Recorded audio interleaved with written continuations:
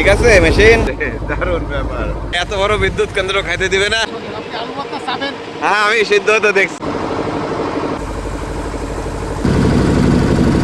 দুধ চা করা যাবে? ভালো ভালো। মঙ্গলা আসছি আবার। পশুর নদীর মাঝখান থেকে সবাইকে আমন্ত্রণ জানাচ্ছি।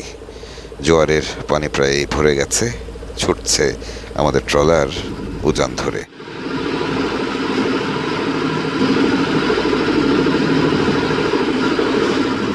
জোয়ার প্রায় শেষের দিকে, এদিকে বাতাস উল্টো দিকের, তাই বাতাস এবং স্রোতের সংঘর্ষে দুলছে পুরো পশুর নদী। কি হলো, গন্ধ কিসের? পরে কি ফাইবার? মেশিন চলবে তো?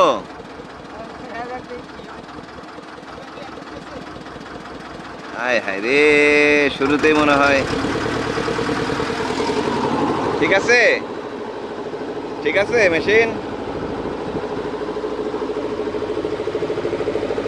এখনো ভাটা আছে।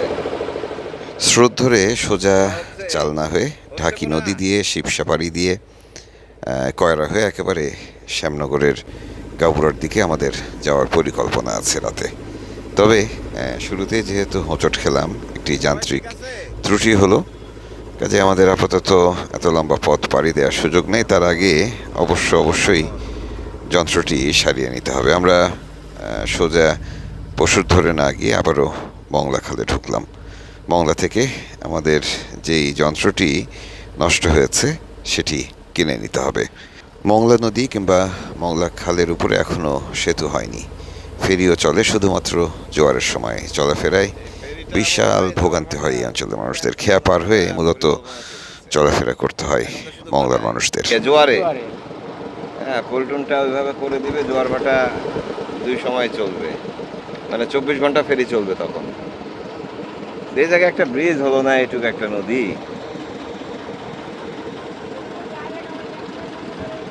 আমরা এখন দাঁড়াচ্ছি কি জন্য? মেশিন গড়বড়, মেশিন গড়বড় না?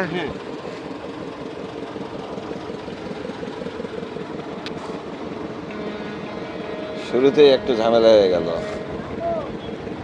কি ফিটার শুরুতে ফিটিং শুরু নাকি?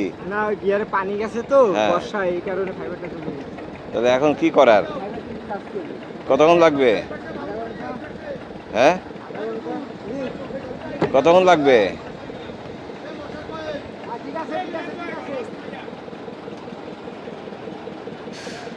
মংলা খালের ঘাটের পাশে আমরা নোঙর করলাম এবং কিছুক্ষণের মধ্যে আমাদের টুটুল ট্রলারের সেই যন্ত্রাংশটি কিনে নিয়ে আবারও ফিরে এসছেন। এখনও অল্প একটু জোয়ার আছে, সেই জোয়ারের স্রোতটাকে আমরা কাজে লাগাতে চাই, এমনিতেই দেরি হয়ে গেল।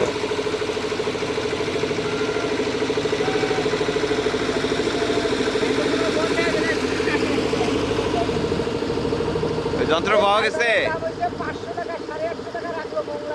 মংলা তো সিন্ডিকেট চলে, সিন্ডিকেট। হ্যাঁ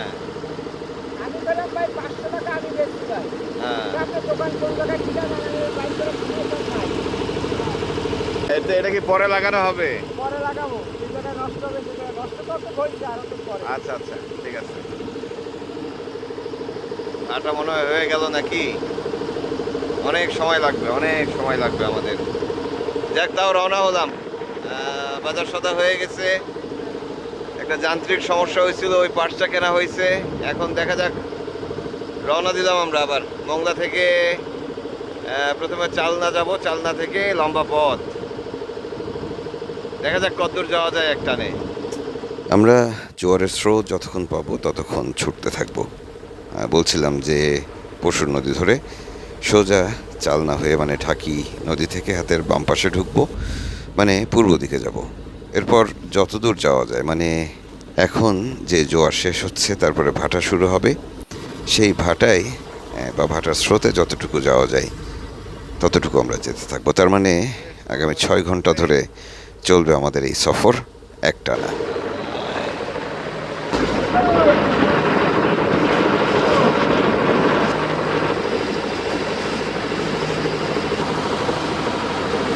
একটুখানি ঘোরাঘুরি করবে, ভাটা হয়ে যাচ্ছে তো জোয়ার শেষে। হাফসে উঠবে, এছাড়া বাতাসটা আড়াআড়ি লাগতেছে আমাদের গায়ে। ট্রলারটা সোজা হয়ে গেলে রোলিং কমে যাবে। এখন মরাগন চলছে, চাঁদের সম্ভবত সপ্তমী বা অষ্টমী। কাজেই ভাটার স্রোতে রোলিং হলেও সেটি খুব বড় কিছু হওয়ার সম্ভাবনা নেই, যদি না অনেক জোরে বাতাস কিংবা ঝড় বয়। এখন বৃষ্টি বৃষ্টি একটা ভাব রয়েছে আকাশে বাতাসে, বড় কোনো বাতাস বা ঝড়ঝাপটার পূর্বাভাসও নেই। তাই একটু গরম থাকলেও বৃষ্টি নামতেই চারপাশ শীতল হয়ে পড়ে। এখানকার মানুষেরা প্রকৃতির উপরে শতভাগ নির্ভরশীল। বিশেষ করে লবণ পানির এই দুনিয়ার মানুষদের আসলে এছাড়া আর কোনো উপায় নেই। পরশুর নদীর আমরা পশ্চিম পাশ দিয়ে যাচ্ছি। পশ্চিম পাশটা হচ্ছে দাকোপের সুন্দরবন নদী, প্রাণ প্রকৃতি নিয়ে আমাদের মাথা ব্যথার কোনো শেষ নেই। আবার দেশের অর্থনীতি নির্ভর করে অনেক কিছুর উপরে। এই যে পরশুর নদীর পাশের যেই লোকালয়গুলো রয়েছে, বিশেষ করে মংলার পাশে প্রচুর শিল্প কারখানা, সেখানে পাশেই সুন্দরবন। নিঃসন্দেহে সুন্দরবন এবং এই নদীর পরিবেশ প্রতিবেশ ক্ষতিগ্রস্ত হচ্ছে। ট্রলারের সামনে বসে এসব ভাবছিলাম, এর মধ্যে হাতে এসে হাজির হলো এক কাপ গরম গরম দুধ চা। এই সময় সন্ধ্যা হচ্ছে কেবল ট্রলারটা গোছায় রওনা দিছি আমরা। এই সময় একটু চা হলে ভালো লাগতো, এর মধ্যে ইঞ্জিনও সমস্যা করতেছে।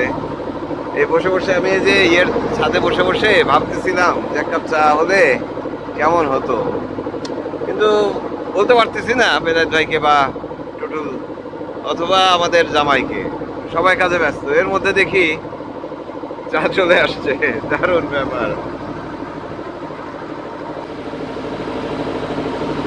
এই সময় চাটা দারুণ দরকার ছিল। জোয়ার শেষ হয়ে গেছে, ভাটা লেগে গেছে। আমরা একটু উজান ঠেলে কোনো রকমে ঢাকি নদী পর্যন্ত যাব, মানে চালনা পর্যন্ত যাওয়ার চেষ্টা করতেছি। দেখা যাক, কোনো একটি জায়গায় গিয়ে আমাদের ট্রলারের ইঞ্জিনটি মেরামত করতে হবে। তবে আমরা জোয়ারের স্রোত কিংবা ভাটার স্রোত ধরেই এগোতে চাই, কোনোভাবেই স্রোতের বিপরীতে চলতে চাই না। কারণ হচ্ছে যে আমাদের এত তাড়াও নেই। যেখানেই স্রোত শেষ হবে, জোয়ার কিংবা ভাটা শেষ হবে, আমরা সেখানেই দাঁড়িয়ে পড়ব, বিরতি নেব। সোজা চলে গেলে রূপসা হয়ে খুলনা, আর আমরা সামনে গিয়ে হাতের বামে যে নদীটা ঢুকছে সেই নদীতে ঢুকবো, ঢাকি নদী। লম্বা পথ, অনেক সময়, মনে হয় সারা রাত ধরেই যেতে হবে আমাদের। এই ট্রলারে আমরা সহযাত্রী 4 জন, তার মধ্যে শুধু আমি সামনে বসা, বাকি প্রত্যেকেই পেছনে। বেলায়েত ভাই ট্রলার চালাতে চালাতে রান্নায় বসে গেছেন। আজকে রাতের রান্না হচ্ছে সম্ভবত। আমরা গেলে খাইতে দিবে, যতটা করেই দিবে না, ঢুকতেই দিবে না। কে বলিস? নদীর পার তো আমাদের। না, নদীর পার আমাদের, কিন্তু ঢুকতে দিবে না। তো রাত্রে খাবো কি? কি খাবেন কোন? কি আছে? বেশি করবেন না যখন, কি খাবেন বলেন আপনি? একটু আলু ভর্তা হলো হয়, আর একটু ডাল। ডাল না হলে তো হবে না। হ্যাঁ, কোনো ঝামেলা না। আর একটু ডিম ভাজি আর একটু ভাত। কোনো ঝামেলা না। আমি কি করেছি শোনেন, আপনি আলু ভর্তা চাবেন? হ্যাঁ, আমি সিদ্ধ হতে দেখছি। না, তাহলে ডাউলের ভিতরে আলু কুচিয়ে দিয়ে দিছি। তাহলে না, আলু না, ভর্তা তাহলে চাবেন না। তাহলে হলো না। হ্যাঁ, ডাউলের ভিতরে দিছি হচ্ছে অল্প কয়টা কলমি শাক, না, হলো না, হলো না। দিয়ে একসাথে এক পাকে তুলে দিছি। আল্লাহ। ওর ভিতরে সাইডে ডিম দিয়ে দেবো শেষ। না, এক পাকের রান্না খাওয়া যাবে, অসুবিধা নাই। তা আমাদের কি খাবারের জায়গার অভাব? এই চালনা থেকে শুরু করে মুন্সিগঞ্জ পর্যন্ত কোথাও পাবো না খাবার। কিন্তু আমি ট্রলার ধরবো না। না, ট্রলার ধরবেন না, ঠিক আছে, ট্রলার ধরা লাগবে। ট্রলার গরম হবে না? না, এখনো 70 কিলোমিটার রাস্তা আছে, আছে মেলা পথ। 70 কিলোমিটার মানে 6 ঘন্টা আরো। না, 6 ঘন্টা তো আমারই বসে থাকতে হবে। হচ্ছে ওগো দিয়ে কাজ করা, এর না। তারান চা খা। না, চা খাবো না ভাই। তাহলে আমরা কি এক টানে চলে যাব বলতেছেন? না না, আর কোথায় দাঁড়াবো? মানে এই এক ভাটায়, এখন তো ভাটা অলরেডি 1 ঘন্টা হয়ে গেছে, হ্যাঁ, এই বাটায় টানিয়েছি। এই ভাটায় চলে যাওয়া যাবে? শিবসায় গেলে একটু নাচানাচি করবো। অসুবিধা নাই। আমরা ওই শিবসা দিয়ে তো ওই যে জঙ্গলের ধার দিয়ে ওই রাস্তায় ঢুকবো না? তাহলে ওখান থেকে পথ আছে মেলা গো ভাই, মেলা পথ। ওই ওই চরে গিয়ে আমার ভাবতে হবে মনে হচ্ছে, ওই জায়গাটা মার্ক করে দেখতে হবে। হ্যাঁ, ওটা হচ্ছে কয়রা কপোতাক্ষ মদিনাবাদে। নদীপথ পানিপথ শেষ পর্যন্ত কোথায় গিয়ে আসলে বিরতি নেব সেটি বলা মুশকিল। এর মধ্যে কিন্তু আবহাওয়া একটু খারাপ হচ্ছে, ওই যে মেঘ জমছে পশ্চিম আকাশে। আমরা জোয়ার কিংবা ভাটার স্রোত নিয়ে সবসময় এগুতে থাকবো, আগে বলেছি। একটু পরেই ভাটা শুরু হচ্ছে। মনে হচ্ছে শেষ হতে অনেক রাত হয়ে যাবে, ভোর হয়ে যেতে পারে যদি চরে না আটকাই। দেখা যাক, ভাটা হচ্ছে, কতদূর যেতে পারি, যতদূর যাওয়া যায় যাবো আর কি। দেশের বিভিন্ন অঞ্চলে যখন সন্ধে নামে গোধূলি বেলায় যে পরিবেশ থাকে চারপাশে, তার সাথে এখানকার পরিবেশের কোনো মিল নেই। আমাদের ট্রলার ছুটছে নদীর মাঝখান দিয়ে, আমরা এখন ঢাকি নদী ধরে ছুটছি। একটু পরেই চারপাশ অন্ধকার হয়ে যাবে, কাজেই আমাদের যে সৌর বিদ্যুৎ রয়েছে, ব্যাটারি রয়েছে এবং সৌরচালিত যেই বাতিগুলো রয়েছে সেগুলো ঠিকঠাক করে নেওয়া হলো। ভরা জোয়ার শেষে ভাটা শুরু হয়েছে, সেই ভাটার স্রোত ধরে আমরা এগিয়ে যাচ্ছি। পশ্চিমের মধ্যে অন্ধকার নামলো চারপাশে। সন্ধ্যা নেমে গেছে, সন্ধ্যা পার হয়ে গেছে, এখন বাজে 7:15। আমরা ঢাকি নদীতে, আমাদের ডান পাশে চালনা, আমরা শিবসার দিকে যাচ্ছি। শিবসা নদী এক কথায় ভয়ঙ্কর, বিশেষ করে জোয়ার এবং ভাটার সাথে মিলিয়ে। বাতাস যদি উল্টো দিকে থাকে, এই নদীর মতো ভয়ঙ্কর নদী আর হয় না। আমরা এই নদী পাড়ি দিব এখন। শিবসায় উঠতেছি, পানি গরম হচ্ছে, বাতাস দক্ষিণা বাতাস, তীব্র বাতাস। সামনে শিবসা পাড়ি দেওয়ার সময় যে কি হবে আল্লাহ জানে। এখন একটু সাবধান হয়ে যেতে হবে আমাদের। আমরা ঢাকি নদীতে ঢুকে কয়েকটা জায়গা পার হলাম আর কি। চালনা প্রথমে পার হলাম, এরপরে বটবুনিয়া, জয়নগর পার হলাম। সামনে হচ্ছে আসলে নলিয়ান হাতের বাম পাশে, আর সোজা নদীর ওই পার চলে গেলে হচ্ছে শান্তা, গড়ইখালি। আমরা দক্ষিণে চলে যাব, সুন্দরবনের পাশের খাল একটি ধরে, সেটা ধরে আমরা কয়রার দিকে যাব। এবার এলোমেলো ঢেউ হতে পারে, ট্রলারে পানি উঠতে পারে, পানির ঢেউ উঠে পড়তে পারে, ঢুকে পড়তে পারে ছয়ের ভিতরে। কাজেই জিনিসপত্র সব গুছিয়ে নেওয়া হলো, বিশেষ করে লবণ পানিতে যাতে আমাদের কাপড় চোপড়, ব্যাগ বোচকা এবং যন্ত্রপাতি কোনো কিছু না ভেজে, সেদিকটা নিশ্চিত করা হলো। এরপর আমি ছয়ের তল দিয়ে সোজা চলে গেলাম ট্রলারের পিছনে। পিছনটা আমি দেখতেছি, তার মানে আপনি তুমন খাবেন না? এইটা আছে কত ফিটে? হ্যাঁ, এটা ঠিক পেয়ে গেছে যে পিছনে তুমন লাগে না। না, সামনে তুমন লাগে। আপনি তো সই জেবি সিস্টেমে করছেন, এই তো আশা মানে একটা মহাসাগর পাড়ি দেয়া। এই ফিটার বন্ধু কোথায়? বন্ধু আছে বাড়ি। বাড়ি আছে? বন্ধু শালারে বিয়ে করে নিয়েছি ঢাকা থেকে। ঢাকা থেকে? চারজনে, আমি বন্ধু আর বন্ধুর একটা মামা কথাই নেই। ভালো ভালো। শিবসা তো ওই এই যে কালীনগর পার হচ্ছি। কালীনগর তো বাম দিকে, ওই সাইড কালীনগর। কালীনগর হচ্ছে ওপার হচ্ছে কালীনগর। হ্যাঁ হ্যাঁ, সেটাই। এই জায়গায় ছবিটা করা হলো না ভাই। পারবানি এইবার। এ কি স্যুপ নাকি? হ্যাঁ, তরকারি, এই তরকারি এটা? হ্যাঁ। আচ্ছা, ঠিক আছে, ভালো হয়েছে। চারপাশে যেভাবে বাতাস হচ্ছে, রান্না আর চালিয়ে নেওয়া সম্ভব হলো। ভাত রান্নারও পরে ছোটটা ঢুকি, তারপরে সামলাতে পারবা না। সামলানো যাবে না। বাতাস এবং ঢেউ একটু কমেছে, আমরা শিবসা পাড়ি দিয়েছি। আমাদের জামাই জাহাঙ্গীর এসছেন চুলার পারে, এখন চা হবে। দুধ চা কি করা যাবে? জি ভাই। দুধ চা করা যাবে? হ্যাঁ, যাবে। আচ্ছা, তাহলে একটু দুধ চা দিয়েন আর কি। আমরা ওই যে বানিয়াখালী। আমাকে এই টলারের মশলা সাজানো কোন জায়গায় যাইছে না? হ্যাঁ, এই যে আচ্ছা, এইখানে নাকি? সব তল। হ্যাঁ, তোমরা ঘুরো। আচ্ছা, ঠিক আছে, কালকে দিনের বেলা হবে না, অসুবিধা নাই। সামনে হচ্ছে বানিয়াখালী, খরচ হবে। এত ভালো ভালো কাজ করে দেয় শহীদুল কাপু, তারপরও সে খারাপ। ভালো হতে পারবে না। শিবসা থেকে হড্ডা খালে ঢুকে পড়লাম আমরা। এক পাশে সুন্দরবন এখানে, আরেক পাশে লোকালয়। এরপর এক টানে এক পাশে সুন্দরবন রেখে আমরা বানিয়াখালী হয়ে বের হয়ে পড়লাম। এখানে কয়রা নদী ধরে দেখছি মানুষের ব্যস্ততা অনেক, লঞ্চও চলাফেরা করছে। সার্ভিস লঞ্চ দুইটা চলে, বড় সড়ো তো।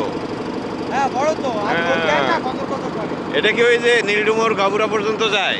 হ্যাঁ এই গাবুরা পর্যন্ত, নীলডুমুর পর্যন্ত যায় মনে হয় এটা। নীলডুমুর পর্যন্ত যায়, বেশি যায় হচ্ছে পায়রা মদিনাবাদ পর্যন্ত। মদিনাবাদ পর্যন্ত যায়। বুঝতে পারছি। ওরা কোনো উঠতে পারে না ওই শহর। মংলা থেকে রওনা দেওয়ার কিছুক্ষণ পরে মানে ঘন্টাখানেকের মধ্যেই জোয়ার শেষ হয়ে ভাটা শুরু হলো। সেই ভাটার স্রোতে আমরা চলে এসেছি অনেকটা পথ। সেই পশুর থেকে ঢাকি নদী, সেখান থেকে শিবসা, শিবসা থেকে হড্ডা, বানিয়াখালী, তারপরে কয়রা নদীতে উঠে আমরা এগিয়ে চলছি। এর মধ্যে ভাটা হয়ে গেছে, একদম শেষ ভাটায় নতুন করে জোয়ার লাগছে। আমরা এখানে বিরতি নিব। স্মরণ লাগবে, স্মরণ লাগবে। জামাই খোলেন।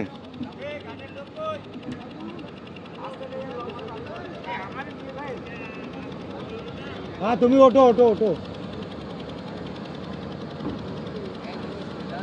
এখন কি জোয়ার হয়েছে ভাই? কয়রার চাঁদালি ব্রিজের একটু আগে, যেখানে লঞ্চের পল্টন রয়েছে, নারায়ণপুর লঞ্চ টার্মিনাল, সেখানে বিরতি নিয়েছি আমরা। এখানে অবশ্য এই রাতে আরও 2-3 বার লঞ্চ নোঙর করবে। লাগে গেল, লাগে গেল, লাগে গেল। লাগবে না, সরাই দাও, আইডি ঠেলে দাও।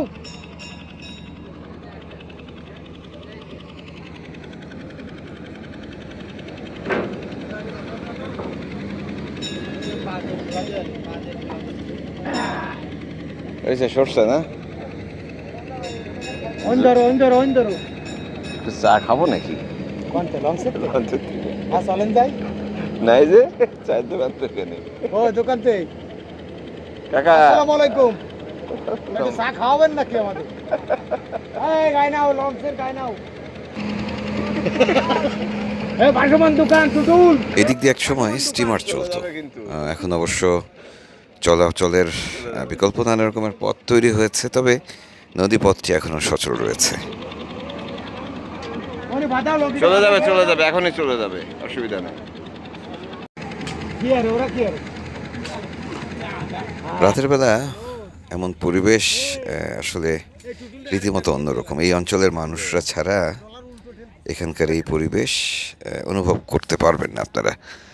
অদ্ভুত রকমের পরিবেশ। যাদের শৈশব এই অঞ্চলে কেটেছে তারাই বুঝবেন সেটি। 150 টাকা লঞ্চ মাথা প্রতি দেয়।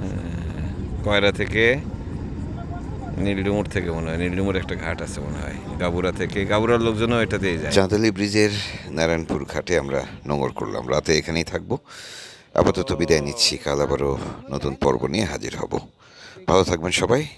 এই সিজনটি কেমন লাগছে জানাবেন, এবং এই সিজনটি চলবে আগামী কয়েকদিন ধরে। শুনবো লবণ জলের মানুষদের গল্প, শোনাবো আপনাদের। ভালো থাকবেন সবাই। এখান থেকে সোজা খুলনা চলে যাবে, পথে মেলাগুলো ঘাটে দাঁড়াবে।